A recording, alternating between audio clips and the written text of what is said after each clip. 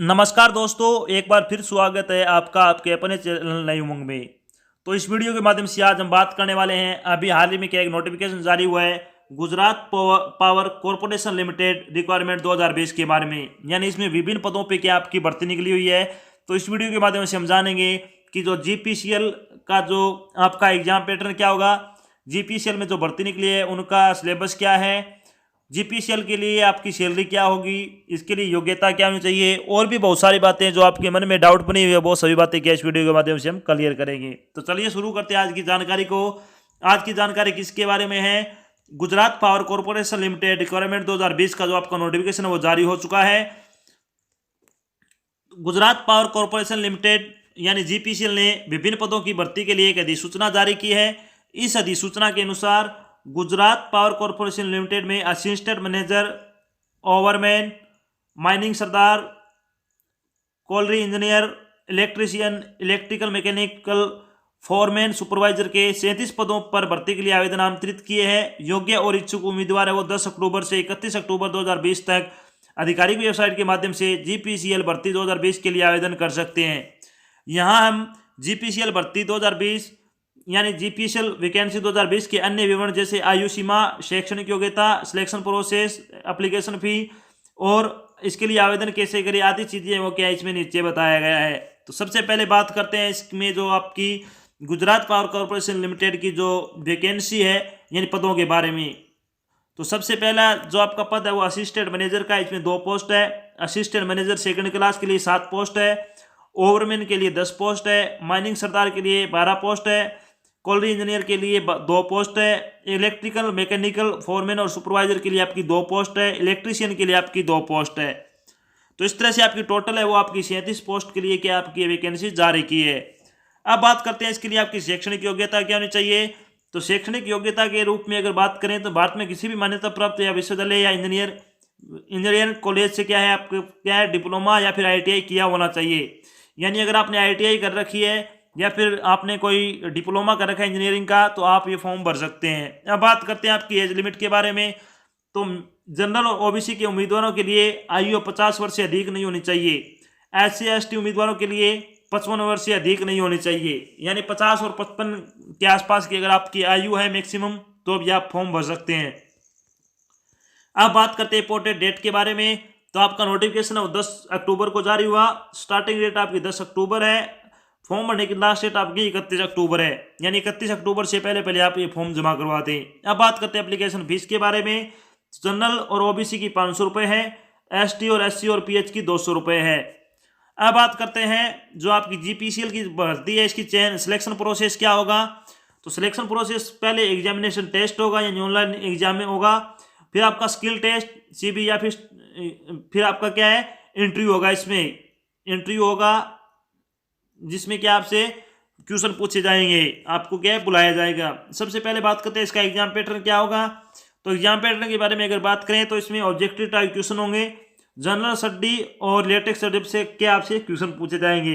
तो सबसे पहले बात करते हैं इसमें 200 अंकों की परीक्षा होगी, प्रत्येक अंक वो 2 अंक का होगा यानी 100 क्वेश्चन का आपका पेपर होगा। सभी प्रश्न है वो ऑब्जेक्टिव टाइप के होंगे, नेगेटिव मार्किंग भी इसमें। परीक्षा पूरी करने की अवधि आपको 120 मिनट दी जाएगी यानी 2 घंटे आपको टाइम दिया जाएगा। 100 क्वेश्चन होंगे आपके। तो सबसे पहले बात करते हैं जनरल स्टडी में कौन कौन से सब्जेक्ट होंगे, उनका सिलेबस क्या होगा। तो सबसे पहले आपका इंग्लिश में आपसे पूछा जाएगा synonyms, preposition, fill in the blank, sentence completion, part of speech, active passive voice, direct indirect, error correction, passage completion, sentence arrangement, para completion, antonyms, idiom and phrase और डिग्री ऑफ कंपैरिजन। तो आपका ये हो गया English का। अब बात करते हैं आपका एप्टीट्यूड का। एप्टीट्यूड में time and speed, profit and loss, time work, area, simplification, average, percentage, simple and compound interest, pictorial graph, HCF LCM, problem on age, bar graph, number system, fundamental arithmetical operations, mensuration और data interpretation. तो आपका ये maths का हो गया। अब बात करते हैं रीजनिंग का। तो रीजनिंग में आपसे पूछा जाएगा coding decoding, embedded figures, analogy, data interpretation यानी DI, clock and calendars, mirror image, alphabet series, statement and conclusion यानी कथन और निष्कर्ष वाले, number ranking, number series, cube and dices, arithmetical reasoning, decision making, word relation, statement and arguments, direction, syllogism और non verbal series. आपसे ये क्या हो गया आपका रीजनिंग का। अब बात करते हैं जनरल नॉलेज के बारे में। तो जनरल नॉलेज में आपसे पूछा जाएगा Indian geography, general science, current event, national और international, Indian history, science and technology, country and capitals, Indian constitution, Indian national movement, country and currency. तो ये हो गया आपका जीके का। अब बात करते हैं आपके रिलेटेड सब्जेक्ट, यानी सबसे पहले बात आती है जीपीसीएल इलेक्ट्रीशियन एंड माइनिंग सिद्धर का आपका जो सिलेबस है वो क्या होगा।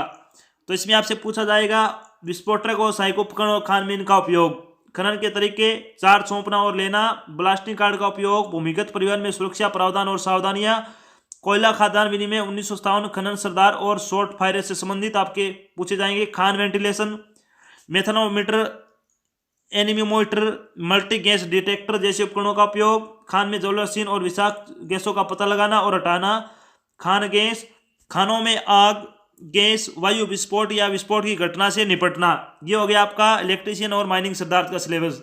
अब बात करते हैं गुजरात पीसीएल इलेक्ट्रिकल का सिलेबस क्या आपका।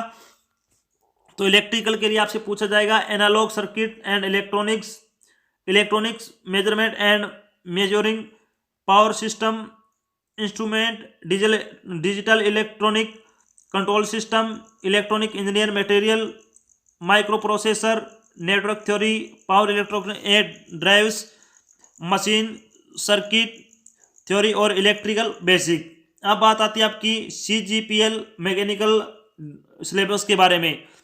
तो structural engineering, automobile engineering, theory of machines, hydraulics, industrial engineering and management, thermodynamics, manufacturing technology, the strength of materials, fluid mechanics और हीट इंजन के बारे में आपसे क्या है पूछा जाएगा। अब बात आती है जब आपका सिलेक्शन हो जाएगा तो आपकी सैलरी क्या होगी जीपीसीएल में। तो सबसे पहले असिस्टेंट मैनेजर फर्स्ट के लिए आपकी सैलरी हो 50,000 रुपये से 1,00,000 रुपये per month. Assistant manager second class की 40,000 रुपये से 70,000 रुपये तक। माइन सर्वेयर की आपकी 35,000 से 60,000 रुपये पर मंथ। ओवरमैन की 18,000 से 40,000 रुपये। माइनिंग सरदार की 12,000 से 27,000 रुपये। कॉलरी इंजीनियर की 25,000 से 50,000 रुपये। इलेक्ट्रिकल फोरमैन और सुपरवाइजर की 18,000 से 40,000 रुपये। मैकेनिकल फोरमैन सुपरवाइजर की होगी 18,000 से 40,000 रुपये। इलेक्ट्रीशियन की 20,000 रुपये पर मंथ आपकी सैलरी होगी। तो ये तो थी आपकी एक छोटी जानकारी जो कि अभी जीपीसीएल में यानी गुजरात पावर कॉर्पोरेशन लिमिटेड में भर्ती निकली हुई है 36 पदों पर। उनके बारे में आपको बताया कि इसका सिलेबस क्या होगा, सिलेक्शन प्रोसेस क्या होगा, सैलरी क्या होगी और एग्जाम पैटर्न क्या होगा। तो आशा करता हूँ मैंने आपको जो जानकारी दी है वो आपको अच्छी लगी और समझ में आई है। अगर जानकारी अच्छी लगे तो इसे लाइक और शेयर जरूर करना है। अगर आप चैनल पर नए तो चैनल को सब्सक्राइब कर लेना। साथ में आपको इधर एक बेल आइकन दिख रहा है उसको प्रेस कर लें ताकि जब भी कोई नया वीडियो डाल जाए आपके पास उसका नोटिफिकेशन आ जाए और आप जल्द से जल्द क्या हो जानकारी देख सको। तो आज की जानकारी बस इतना ही, मिलते एक नई जानकारी के साथ, तब तक के लिए जय हिंद, जय भारत, धन्यवाद।